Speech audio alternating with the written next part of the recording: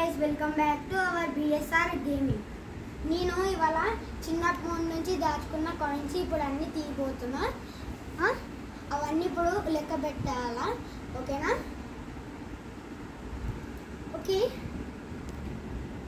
ఇప్పుడు నేను ఇవంతా చేసిన కలెక్షన్ అన్నమాట. చూడండి ఇక్కడ 10, 20, 30, 40, 50, 60, 70, 80, 90, 100. వీడికి 100 అన్నమాట. 100, 150, 200, 300. వీడికి 300 అన్నమాట. 300, 300, 400, 400,